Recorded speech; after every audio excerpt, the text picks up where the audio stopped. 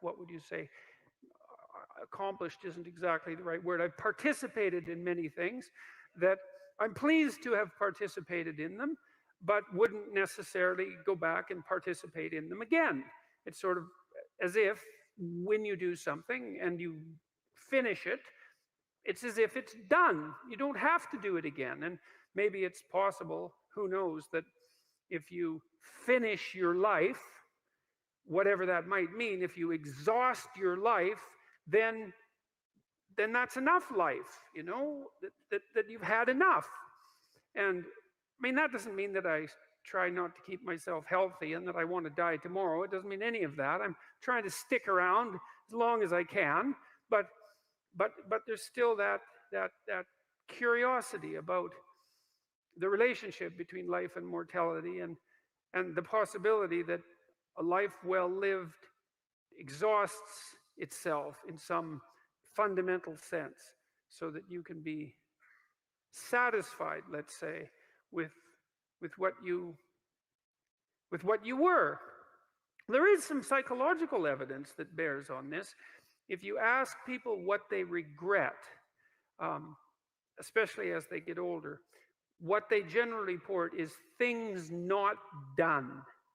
So they don't regret so much mistakes they've made, although of course people obviously regret mistakes they've made as well. So they don't exactly regret sins of commission, right? Errors that they've actively made. They torment themselves for opportunities that had presented themselves that they did not, let's say, exploit or engage in.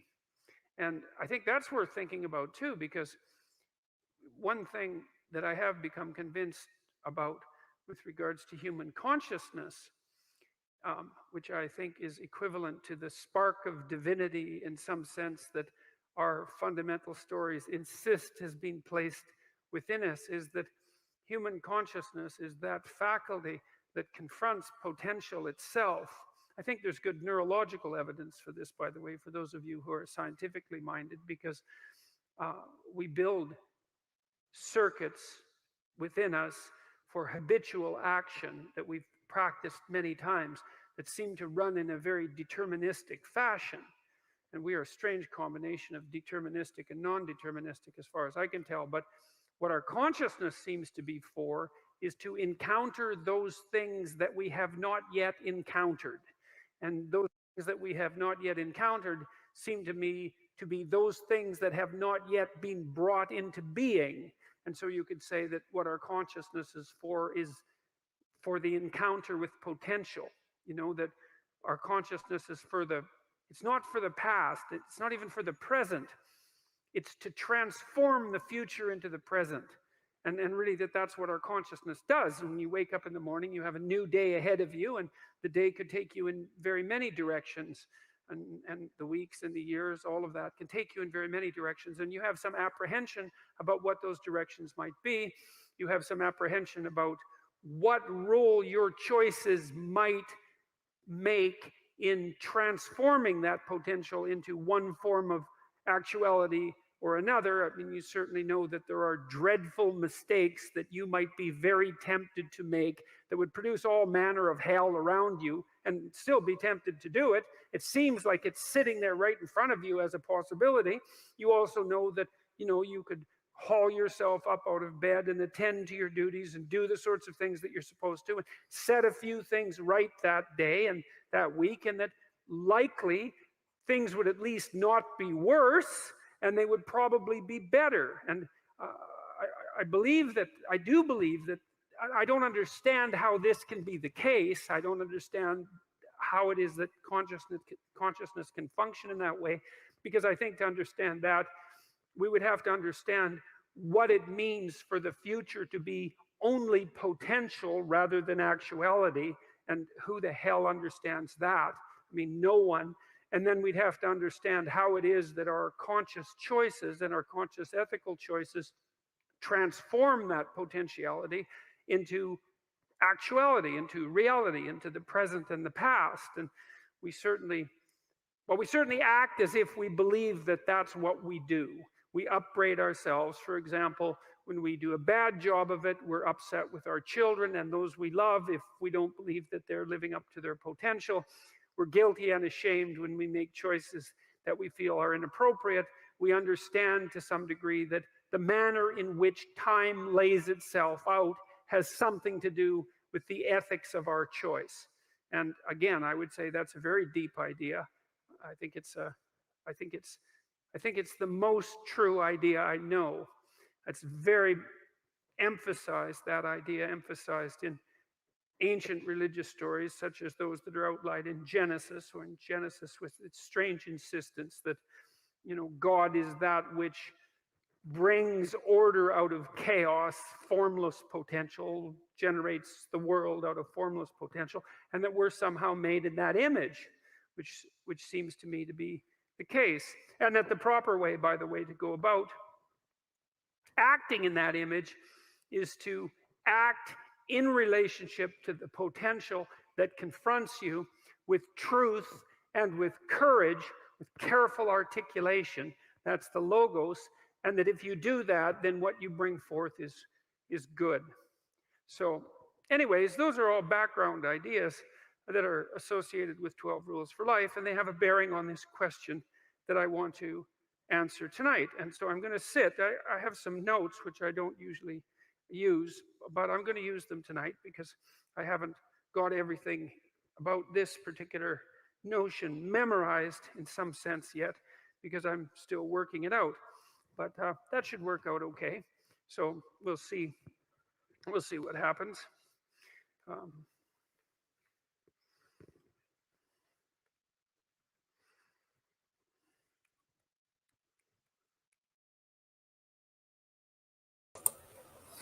You can see the video clip there from Jordan Peterson if you want to watch the whole video on his channel. It's titled there on the top of the page there. Definitely an interesting lecture.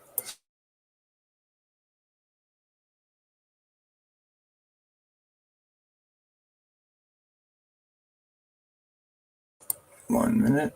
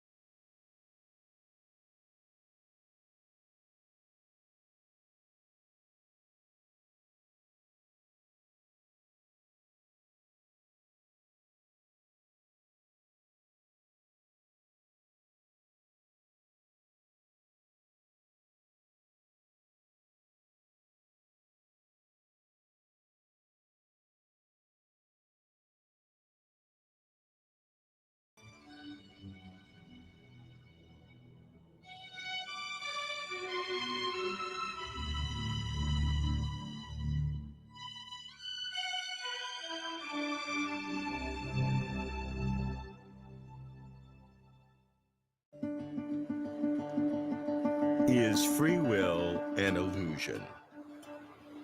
Is the question absurd? I can do anything I like.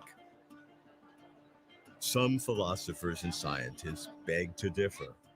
They claim that every event is determined by prior events, including every event in our brains, which means every thought in our minds.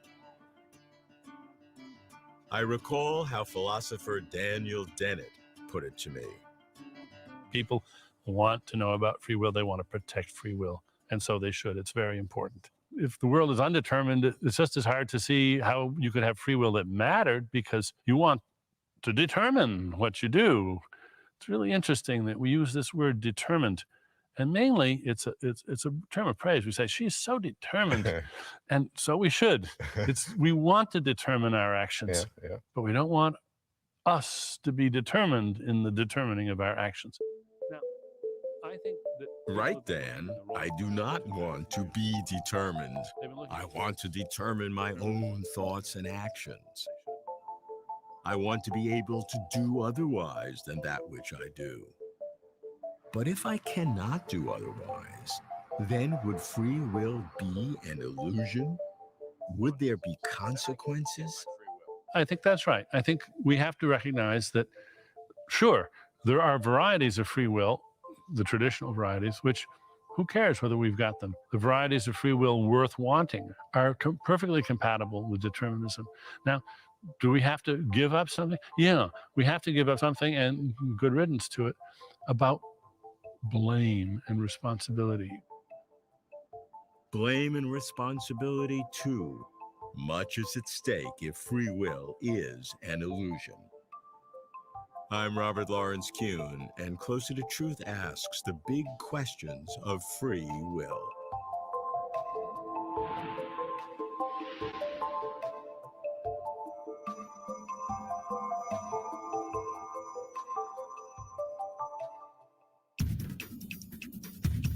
Here's the deep problem. On the one hand, we feel fully able to make choices without constraint. On the other hand, we are embodied beings, subject to the unbreakable chain of causes of the physical world. Free will an illusion? Philosophers and scientists offer their own lines of arguments. Both rely on definitions of determinism and free will. For orientation and clarity, I begin with philosopher Alfred Mealy, leader of the Big Questions in Free Will project, which brings together philosophers, scientists, and theologians to address this perennial conundrum. Al, what is it about free will? Why do some philosophers think it's an illusion? We have to start with this notion of determinism. And determinism is the idea that a complete description of the condition of the universe at any point in time, together with a complete list of all the laws of nature, would entail all other truths about the universe, including all truths about everything you'll ever do. Okay, that's determinism.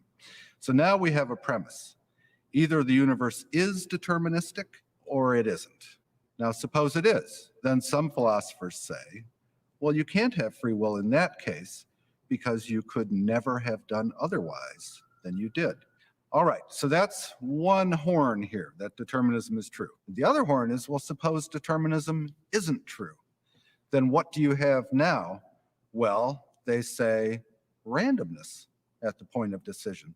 So now you could decide this, you could decide that, but which one you decide is a matter of chance or luck. And so that's not free will either. That's what they say. Either way, then, there's no free will. But still, people feel as though they're free. And so the claim is, well, that feeling is an illusion. Now, the way most people who don't buy the argument attack it is they attack one horn or the other.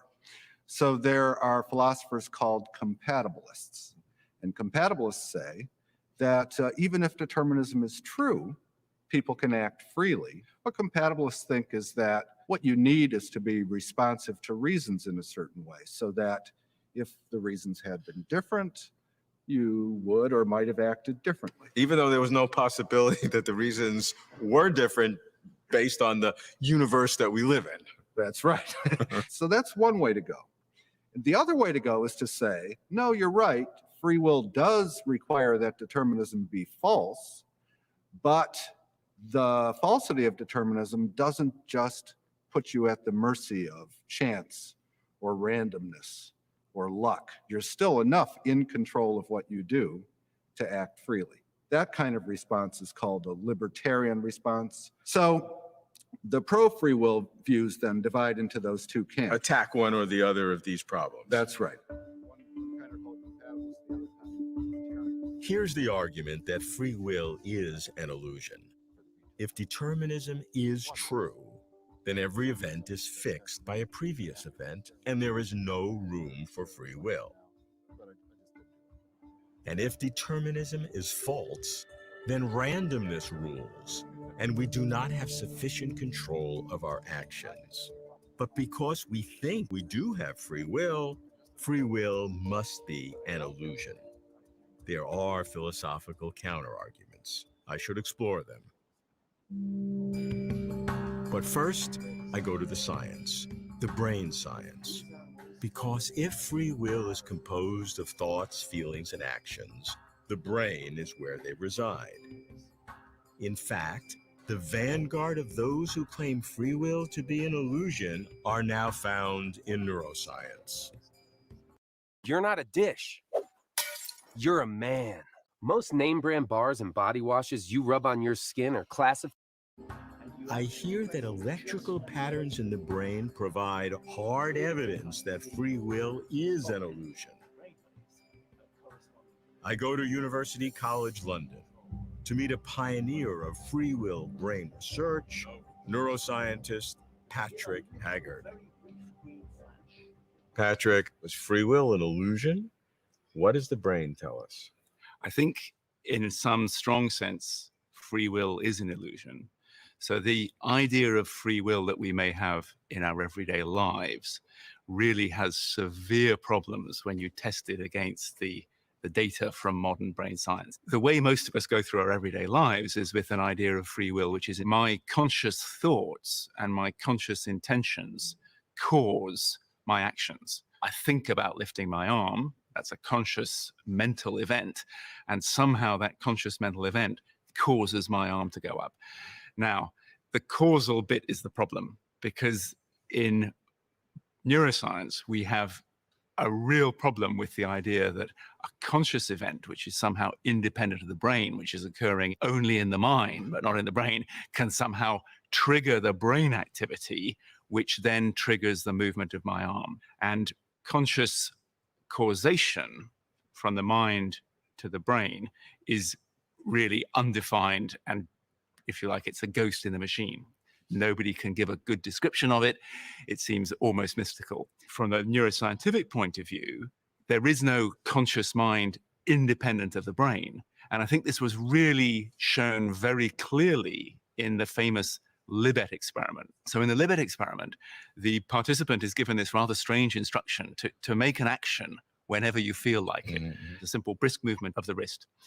Now, while this is happening, the participant is watching a clock hand rotating, and the participant's task is to report the moment when they feel the conscious intention to make the action, which they then subsequently make. So using this method, Libet was able to time the conscious experience of will, of free will.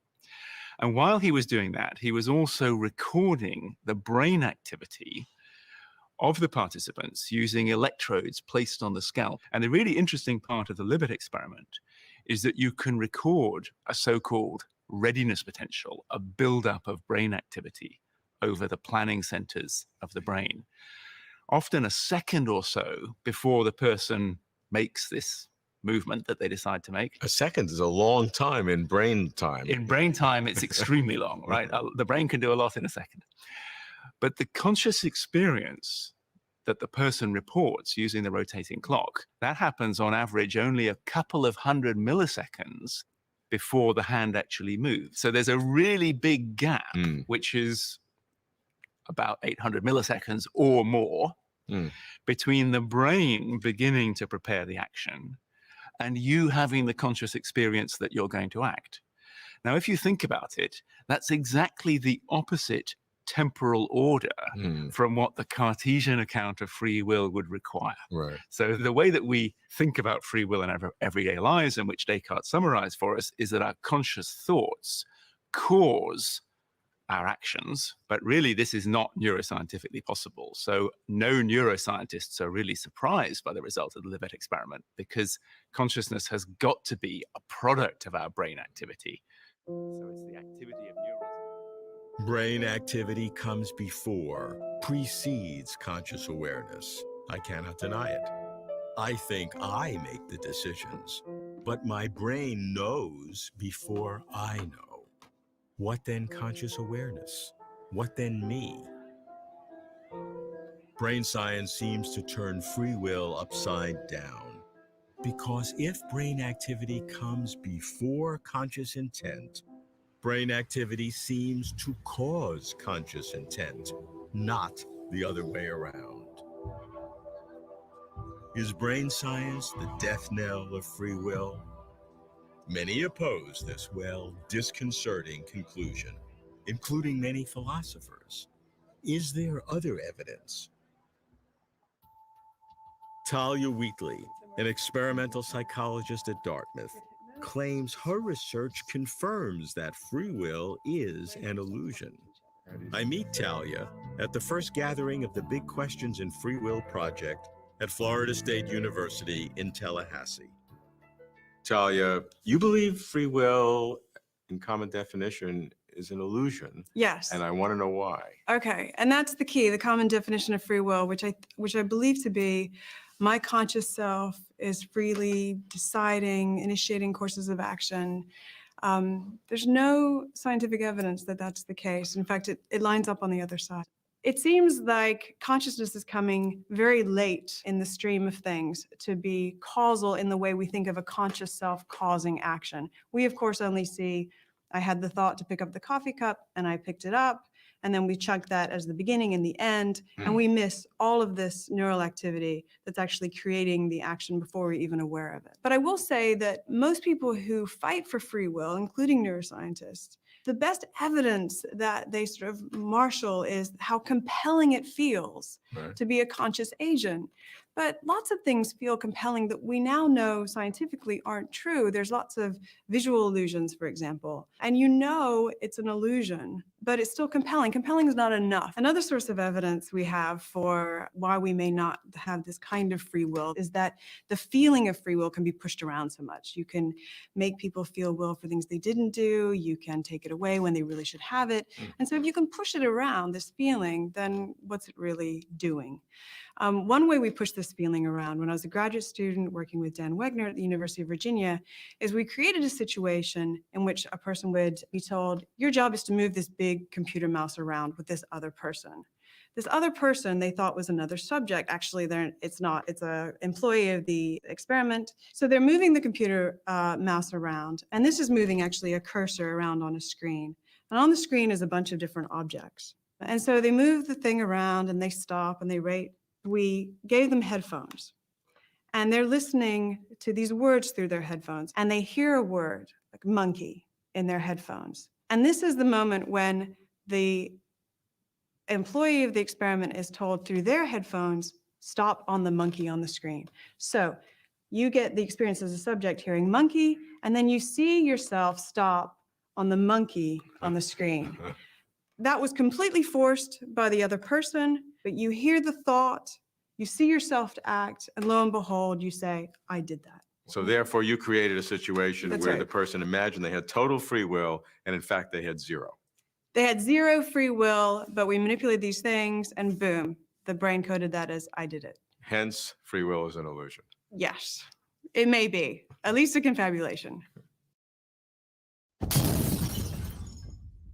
There's new beef in town. It's not. Ah, Talia, confabulation. Is our sense of free will fabricating an imaginary experience? I find myself dismissing the claim that free will is an illusion. But when I cannot rebut the science, I pause. Yet free will feels so natural, nothing seems surer.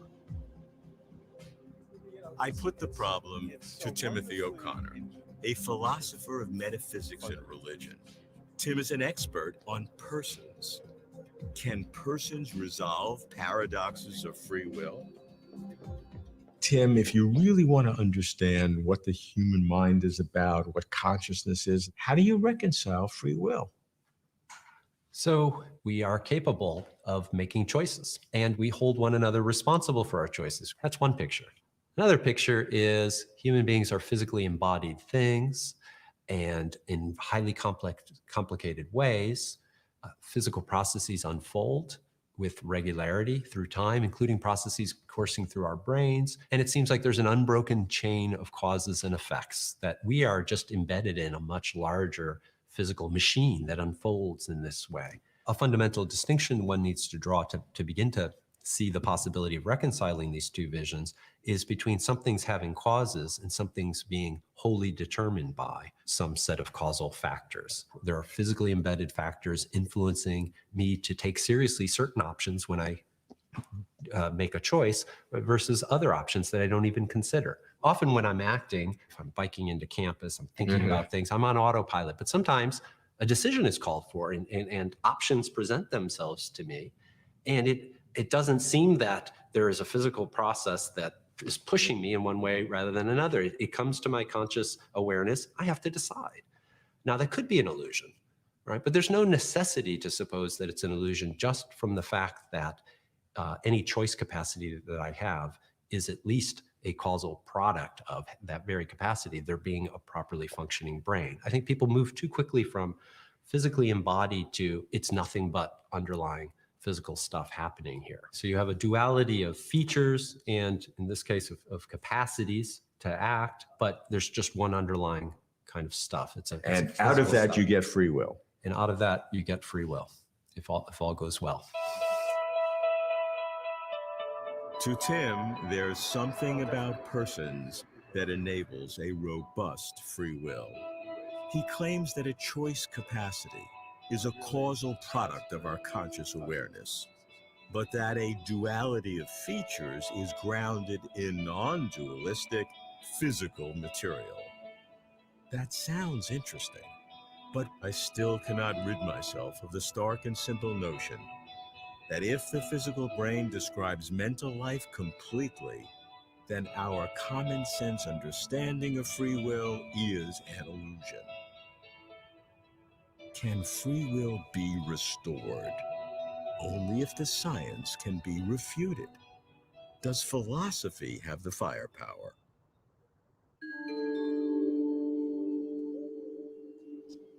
I go to Notre Dame to meet metaphysics philosopher Peter van Inwagen. I ask him to explain the argument that free will is an illusion. Free will says we're able to do other things than those we do.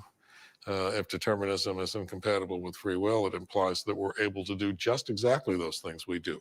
But of course, since we have a strong conviction that we could have done things, that we were able to do things other than those that we did, then free will must be an illusion. But what does it mean to be able to do something? I suggested that if determinism was true, you couldn't be able to do anything other than what you did. But certain philosophers have said that this argument is wrong because the ability to do both those things is quite compatible with determinism. Even if determinism is true, you can have a fragile window that never breaks, right? They say it's just a conceptual confusion to say that you're unable to do things except what you do if determinism is true. The same conceptual confusion it would be to say that something couldn't be fragile. Because after all, if the window never is going to break, then the present state of things and the laws of physics determine nothing is ever going to strike the window hard enough to break it, so it will never break. Still, it's sitting there being fragile all the time, isn't it? According to these philosophers, compatibilists, to say that you're able to do something is just to say that if you were to choose to do it, you would do it. Even though there's no chance in the world that you ever would, the fact that you could choose to do it or there was a choice makes free will and determinism compatible. Right, because that's what ability is. You're able to do something if you would do it if you chose to. And that's all there is to ability. The compatibilist will tell you. How about incompatibilist? The incompatibilist is loyal to that argument that you can't be able to do something if doing it would require a I find myself, just briefly here, I'm not sure if I'm deliberating here or if I'm determined, but I'm going to go ahead and say, you do, we do. Now, did I have to tell you that? I would say I didn't have to say that, but he did say that. Departure from the laws of physics. The incompatibilist, therefore, says that morality and everything else free will requires must require indeterminism. It must be that If you do something and were able to do something else beforehand, it was causally undetermined which of those two things you would do. So you really do have a real choice. Remember that the compatibilist will say that you have a real choice as well. Right, Just right. that the compatibilist has a different understanding of what it is to have a real choice Right. from the incompatibilist. What the incompatibilist is saying is that there's a real physical possibility of both things happening. Free will is either incompatible with determinism or it's compatible with determinism. Suppose it's both incompatible with determinism and incompatible with indeterminism, and there are only two possibilities, determinism and indeterminism. Then it's incompatible with every possibility, so it's impossible. To Peter, free will is either compatible with determinism, called compatibilism, or free will is incompatible with determinism, called libertarianism, and Peter can prove them both wrong, which is impossible. So does the philosophy of free will implode, defaulting to science, which declares all free will, compatibilist free will or libertarian free will, an illusion? I hurry back to Al Neely. My own view is this: either compatibilism is true or libertarianism is true. That either or proposition is more credible than the opposing proposition, which is no free will either way. Free will is an illusion. The libertarian part of the project, I think, is more interesting. So you can sort of see this problem about luck or randomness. What are you going to do about that? How do you save libertarianism? The answer is decisions you made in the past have a bearing on how your life goes. You can learn from the consequences of those decisions and adjust your thinking about the future. So past decisions have effects on future decisions. They can actually shape the probabilities of future decisions. So I say that if you look at people just at moments in time, just snapshots of them internally, this luck problem looms large. But if you consider what people can do to change their luck, as it were, they start looking more like they could be free agents. Philosophically, free will seems to contradict any description of the physical world. Scientifically, free will seems to be an artificial construct of our brain-generated inner awareness. So is free will a massive illusion? The more one studies the brain, the more one finds electrical patterns preceding conscious awareness. An atheist once told me that curses are ridiculous, the idea of a curse. And I wonder if now that I made that stupid joke, if you are cursed to hear the word do now for the rest of this video and think to yourself, remember that stupid comment he made? So yeah, I think curses can be a thing. But if free will were an illusion, could we trust anybody about anything? I recall again Dan Dennett's wisdom. You're looking for somebody to babysit your children. Okay. So you want somebody good. Yeah. You want somebody who will be foresighted, who will think carefully and be reflective. You want a very, very adroit and clever and responsible agent. Now I give you two choices. One of them is a human being. The other one is a robot, but a very intelligent robot. In fact, a robot that is better than the human being, determined to be better, more resourceful than the person, because the person, gets tired and a little bit absent-minded and so forth. Well, I'm also going to suppose that the person is not determined, whereas the robot is. Now, who do you trust your children to? Is it obvious? Tricky. Yeah, it's tricky because you begin to realize that the competence that robot is determined to have is the competence That's that what I we want. care about. Yeah, that's right.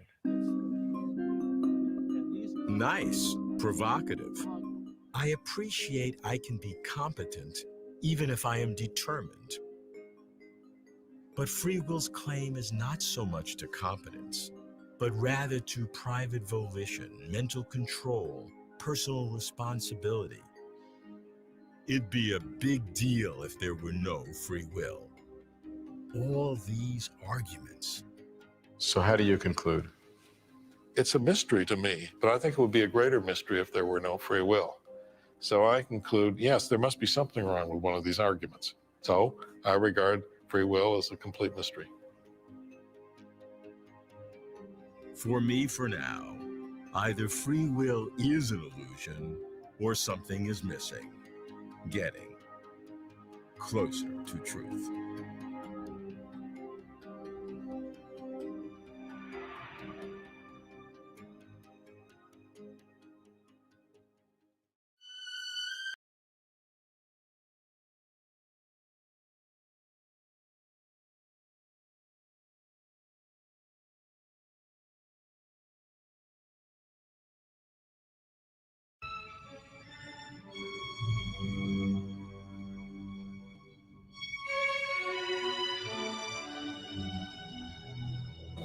Of course, cursings and things like that from the Bible have more aspects than what I'm talking about. But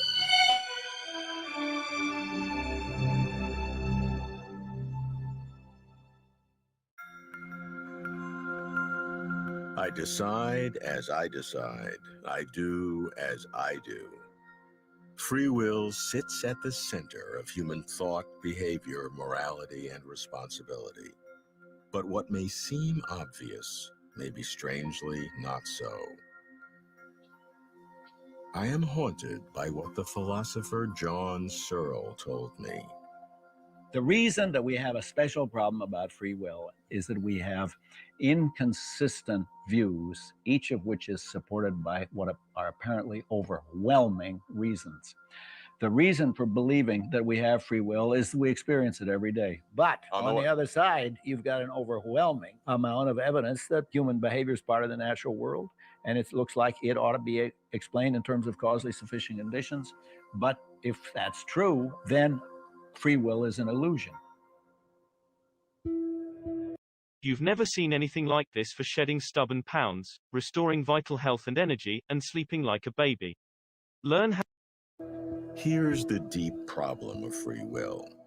On the one hand, our human sense is that our will is fully free. On the other hand, our scientific sense is that every action is determined by a prior action.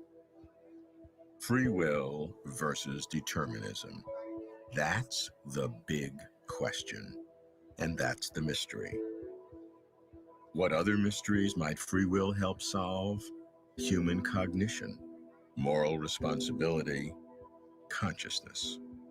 I'm Robert Lawrence Kuhn, and Closer to Truth asks the big questions of free will.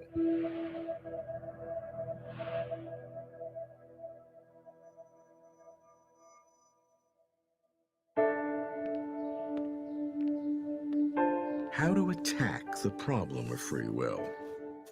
Start by describing it. I ask a philosopher of the Christian religion who takes free will seriously, Richard Swinburne. I think we have free will in the sense that it is up to us what we do.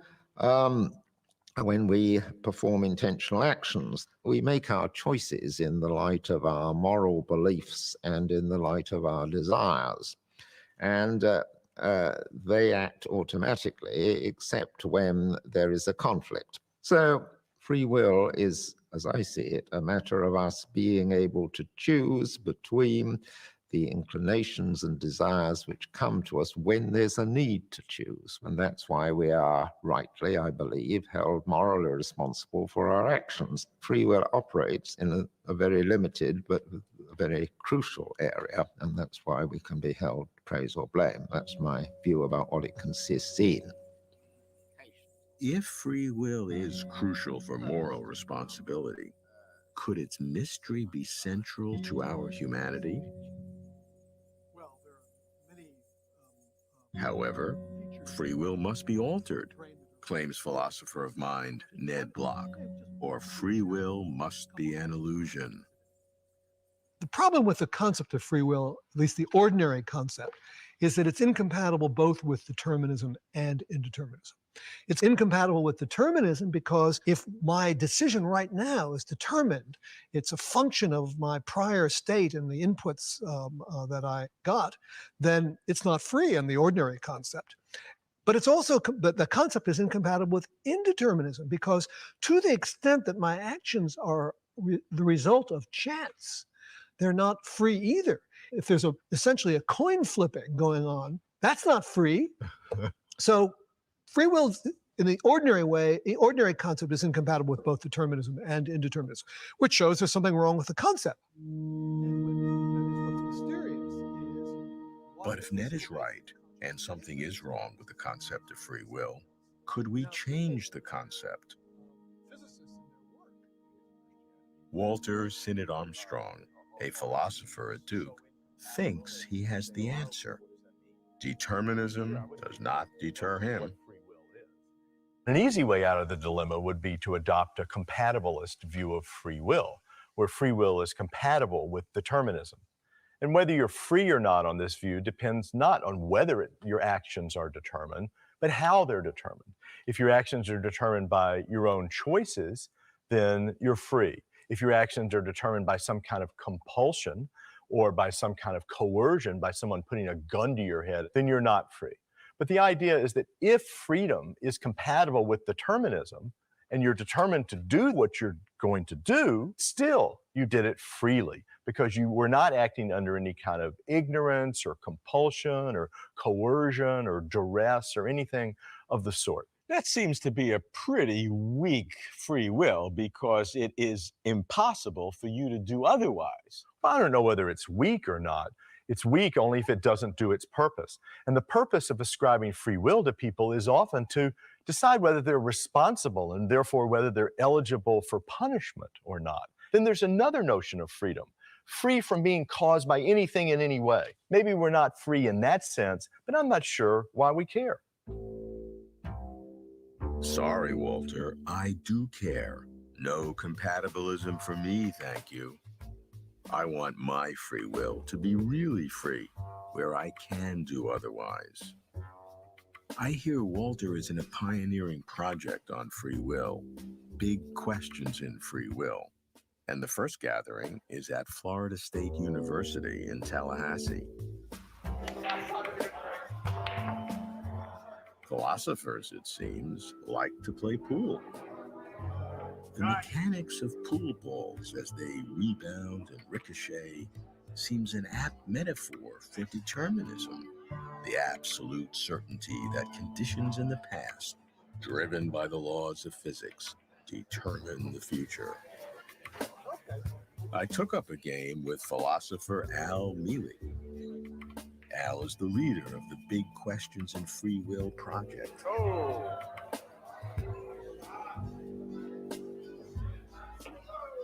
Cool? I played great. Truth to tell, not so great. Al won easily. Nice shot, Al. Thanks. It's easy to select shots that support my shaky ego. Is it also easy to select arguments that support my shaky beliefs? People ask me every day, what do I do to look the way that I do? I wonder if philosophers select their arguments to support their beliefs. How not to fool oneself. Precision is key. I ask Al to define free will's terms. Somewhere along the line, I thought of a gas station analogy for free will. So at gas stations, you can get regular gas, you can get mid-grade gas, or you can get premium. The regular way of thinking about free will is like this. Sufficient for having free will would be just that you're sane and rational. Nobody's pushing you around. There's no compulsion or coercion. That would be enough. When you bump up to the mid-grade, you need to add something to this. And what you have to add is that at the very moment you made a decision, everything being the same right up until then, you could have done otherwise. So that's the mid-grade conception. On the third one, that's not enough for free will either. You also need to have a non-physical soul or a non-physical mind. I've heard all these terms: compatible, incompatible, libertarian, determinate. All these words come to populate the concept of free will. Right. So you've got to clarify each one of these big terms so we can understand it. Now, compatibilism, incompatibilism, and libertarianism are all defined in terms of determinism. So let's start with determinism. So the basic idea of determinism is this: that a complete statement of the laws of nature and a complete description of the universe at any point in time entails all other truths about the universe. Compatibilism is the view that determinism is consistent or compatible with free will.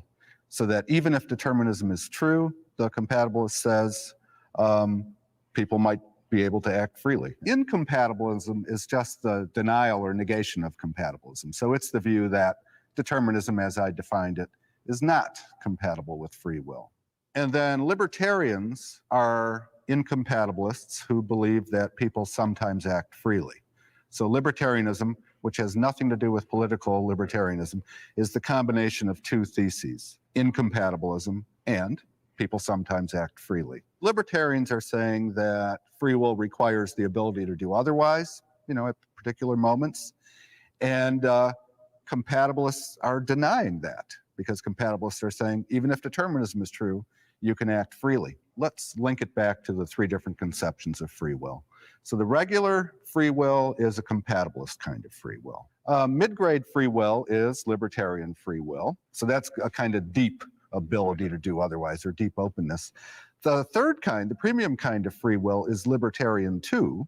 That is, it's incompatibilist, it's claiming that people act freely, but it adds to libertarianism an extra factor, a required soul, a non-physical soul, or a non-physical mind.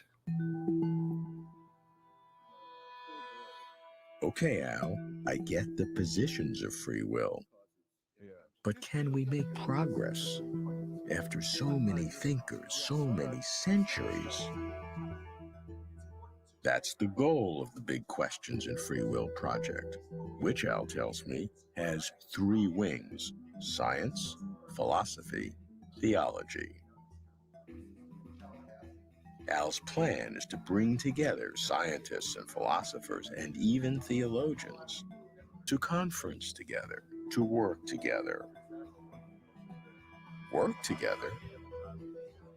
Well, they can eat together. I guess that's a start. I'll be talking to them, so I should meet them. Wonder if I can pick out the scientists, philosophers, theologians by how they look. They may look the same, but they don't think the same. The scientists stress brain. The philosophers debate arguments. The theologians involve God. I speak with participants from each of the Free Will Project's 3 wings.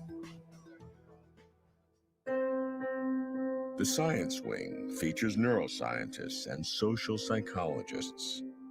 What happens in the brain when we make decisions? Why do we feel responsible for our actions? Psychologist Talia Wheatley studies what makes humans infinitely fascinating. Can hypnosis and brain scans discern whether free will is an illusion? Hypnosis is an excellent tool that is just really coming into its own in cognitive neuroscience. I think for a long time, it's got this sort of checkered history of being part of a stage show, circus act, black magic. And so science wasn't going to touch it with a 10-foot pole. And then with the advent of neuroimaging, we started to see, oh, this is a real thing. It's an altered state of consciousness. It's something that's happening in the brain that we can study scientifically and utilize, exploit. Because what is great about hypnosis is that you can hypnotize someone to do a behavior that would just unfold as it would normally, but they lack agency for that behavior. So they're creating it, but they don't have the feeling of authorship of that action. And we're really interested in what's that authorship feeling doing, if anything. Which is free will. Which is free will. Okay. So what is your experiment and how is it going to work? The main neuroscientific evidence against free will is this electrocortical activity that you get before you make an action that starts 1 to 2 seconds before you become consciously aware that you're going to move. So of course, because you become consciously aware before you move, even though that happens really late in terms of the neural events, we think it's too late to be doing anything causal, but we can't rule it out because it's there. So the basic idea with what we want to do is use hypnosis to take away this conscious awareness that you're about to move and see, does the neural activity look the same? If nothing changes, then it suggests that becoming aware that you're about to move isn't really instrumental to your movement. And it would signal something even stronger, the radical idea that the conscious feeling that you have has absolutely no causative effect. That's right. That's right. And therefore free will is an illusion. Yeah, maybe. Yeah. Okay, Talia, you want me to accept that free will is an illusion? You've got some work to do. Actually, that's just what many physicists accept. I meet Janan Ismail, a philosopher of physics. She expects physics to explain free will. Really? If physics is the most fundamental science, then everything that there is in the world, including ourselves and including free will, if there is free will, ultimately has to be at least implicitly included in the description of the world that's given us by physics. Right. So from that point of view, everything else that's described by the special sciences, including neuroscience, social psychology, ordinary psychology, that's all ultimately a more coarse-grained description of what's described completely and precisely and at the most fine-grained level in physics. But do you not agree that at higher levels of the hierarchy of existence, particularly for human sentience, there are things happening that are in principle, not describable at lower levels? It depends what you mean by describe, and it depends what you mean by in principle. So the goal of physics is ultimately to at least implicitly encompass all of what there is, including all of the phenomenal feel that is the way listening to a symphony feels to you. It's a matter of great controversy, and it's an unsettled question whether physics ever will be able to resolve that goal. I think right now it's not the case, in my view, that we have any knockdown arguments that that's not possible. It's certainly what physics strives to achieve, and it's what the completeness of physics, if physics ever does realize that goal, will consist in. You're not a dish. You're a man. Most name brand bars and body washes you... It's an axial issue, Janan. Can physics ever fully explain consciousness? Much rides on the answer, and free will is in the thick of it. The project's philosophy wing deals with fundamentals of free will. What conditions are necessary for free will? Do free will and consciousness need each other? Adina Ruskis, with 2 PhDs in neuroscience and philosophy, asks how decision-making and consciousness affect free will. Decision-making is something that you can have, first of all, without consciousness. Right? You can have a purely non-minded algorithmic machine that makes decisions. But I think that what we think of when we think of making free decisions is there's some aspect of consciousness involved in those, but it's really not clear what aspect of consciousness is important for a decision to be free. But I think that the common sense notion of free will has something at least to do with consciousness and responsibility. Now, it's possible that you could even make free decisions unconsciously, and a lot of social psychology seems to suggest that we freely make decisions that we're not necessarily conscious of as we're making them.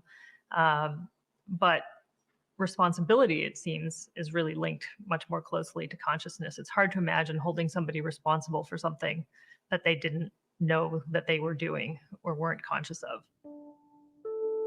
No consciousness, no free will, no responsibility. But what about crime and punishment? We're talking social order here. A slippery slope, don't you think? Now my favorite. Can free will probe the essence of consciousness? Tim Bain, a philosopher of mind, asks how volition relates to consciousness.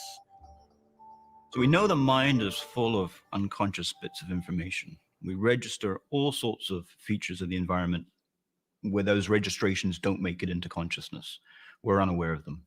All that information can influence cognitive functions, can influence action. But we also believe that consciousness is important and necessary for certain types of action. Amazing. Certain types of functions. So patients who are in a vegetative state can do very little. They seem to go through the sleep-wake cycle, but they won't respond to commands. And a recent work using an fMRI study, functional magnetic resonance imaging study, asked a patient to engage in some full of unconscious bits of information. We register all sorts of features of the environment where those registrations don't make it into consciousness. We're unaware of them. All that information can influence cognitive functions, can influence action. But we also believe that consciousness is important and necessary for certain types of action, for certain types of functions. So patients who are in a vegetative state can do very little. They seem to go through the sleep-wake cycle, but they won't respond to commands. And a recent work using an fMRI study, functional magnetic resonance imaging study, asked a patient to engage in some voluntary imagery. They asked this vegetative state patient to imagine walking around her house for 30 seconds, and then asked her to imagine playing tennis for 30 seconds. And we know that these types of imagery, because they involve different types of behavior, different contents, trigger different types of the brain. And they looked at her brain patterns over this 30 seconds, and it looked like she was following these commands. And the authors of the study concluded that she was conscious, even though she hadn't engaged in any outward behavioral manifestations of consciousness. The reason why they took the neural activation to be evidence of consciousness in this patient was that they took the neural activation to be evidence of agency, voluntary agency. So that's the nexus between consciousness and free will. Exactly. Because you need the consciousness to That's- have the volition. That in a nutshell is the idea. And then the question is, well, there's different kinds of consciousness, there's different kinds of volition. Which kinds of consciousness do you need for which kinds of volition, and under what conditions? And they're blunt instruments. The dance of volition and consciousness, each spotlighting the other. But can free will dig deeper? There is a theological dimension to free will. And when disputes about God touch debates about free will, strange things happen. The project's theology wing asks about divine freedom and human freedom. If God does only what's best, how is God free? If God knows the future, how are humans free? Human freedom and divine foreknowledge must be compatible, argues David Hunt, a That's something I've been thinking about lately, real quick here, is that if it's true that man is determined and free will is an absolute illusion from the theological perspective, then I guess I don't see any way the Calvinists or the determinists, let's say, or, no disrespect to them, of course, because I see that there's problems from both positions, in my opinion. Although I do not think God determines everything in a strong sense, anyway. He did ordain everything and he did create everything. But does that necessitate that we can't have free will? I don't think it does. That's my position anyway. But if we truly don't have free will and it's an illusion, it's a deception of our own making, then I don't see any grounds that you could say God has libertarian free will. if you think of a reason why we should think so from our experience and from scripture, let me know, because I just think clearly if we have free will, it's a top-down idea. It's like something given from God or designed from God, obviously. So if that's an illusion, it's a misunderstanding. Can we really say on any grounds that God even himself has it? Let me know if you have any way of answering that. Philosopher of religion, because there are no alternatives. When you bring God into the mix, death isn't the end. Something happens afterwards, which is usually conceived of as some kind of reward and some kind of punishment, ratcheted up to the nth degree when you have to bring heaven and hell into it. Which relate to free will, because theoretically the reward and punishment have to do with some kind of a moral judgment of our moral responsibility, which relates to free will. Exactly. Christian philosophers tend almost overwhelmingly to be libertarians. Theologians tend overwhelmingly to be Calvinists. In other words, believing in predestination. Right. Calvinist theologians seem to be more concerned with coming up with an account that gives its due to divine sovereignty, whereas philosophers who tend to be more concerned with moral responsibility tend to go for a robust conception of free will. I think, first of all, that this is But given David's robust concept of free will, bringing in God brings in problems. I ask again, if God knows the future, then how can humans have free will? I recall that Alvin Plantinga, a leading Christian philosopher, claims to have figured out how. Al, you believe that God knows the future, right? Right, I do. You also believe that human beings have free will. I believe that too, right. How do you reconcile the two? Well, first of all, I'd have to ask why there's a problem about that. Suppose that the future is going to be a certain way. It's now true that I'll walk out of the door at a certain time. Maybe is it now true that I will have dinner tonight? Things like that at least can be true. And we don't think that interferes with free will. So why should it be that God's knowing what the future is? Why should it be that would compromise human free will? Well, there is one difference. If God has a belief today about the future, that cannot be wrong. No belief that God has can be wrong. Then whatever that is has to happen, and we all have to conform to that. Okay, so it has to happen, has to be that way. It's necessary that it be that way. So let's think about that. God currently sees the future, and from that it follows that it will happen, but from that it doesn't follow that it has to happen. Under no conditions would he have a false belief. There's no possible world in which he has a false belief. But there are possible worlds in which he believes something different from what he believes in fact in the actual world. Oh. I mean, in those worlds where things go differently, he has different beliefs. His beliefs are always true, but they're not the same beliefs in every possible world. The tension between divine foreknowledge and human freedom is a big question that the Free Will Project will tackle. That's the key right there, I think. But free will itself it's not is necessary a very question.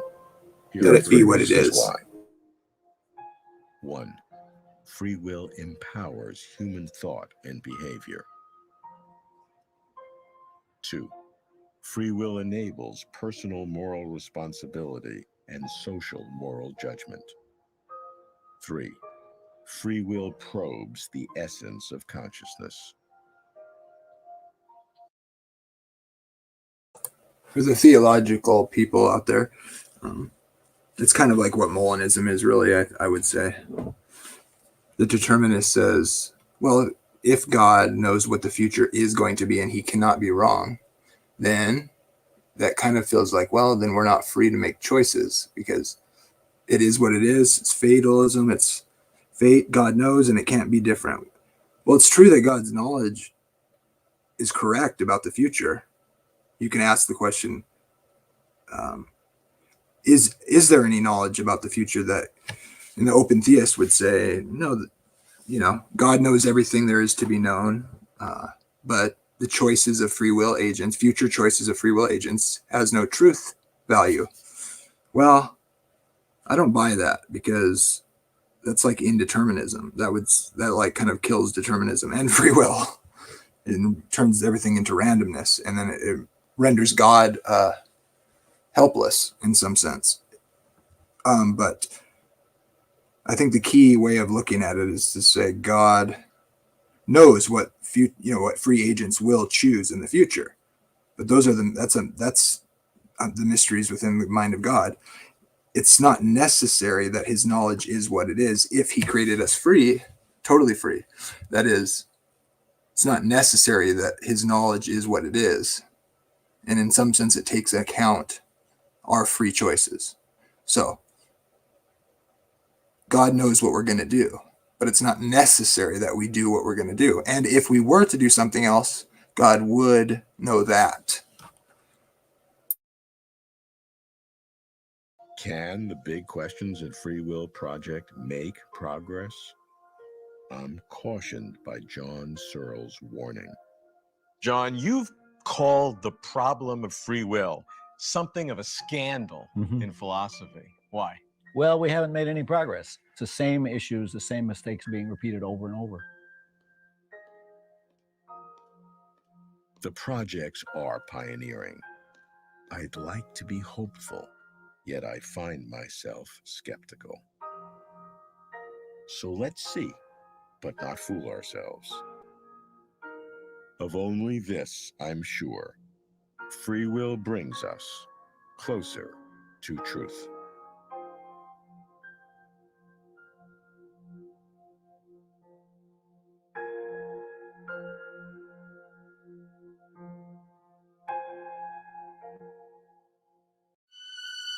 For complete interviews and for further information, please visit closertotruth.com. Definitely check out that channel. It's a great channel. There's lots of interesting topics on this topic as well, or lots of interesting videos on that topic, many more, and leading proponents of the different fields are interviewed on the Closer to Truth channel. And earlier I played a Jordan clip video, and that was from I may actually just go back to playing that actually, but it's Who Dares Say God Exists? And it's from one of his lectures, and that's the title of the video. Jordan B. Peterson YouTube channel. I'll be putting those in the description, hoping to avoid any copyright strikes. But thanks for joining me, and probably do a live stream later. I got to do some stuff here, but may God be with you and God bless you.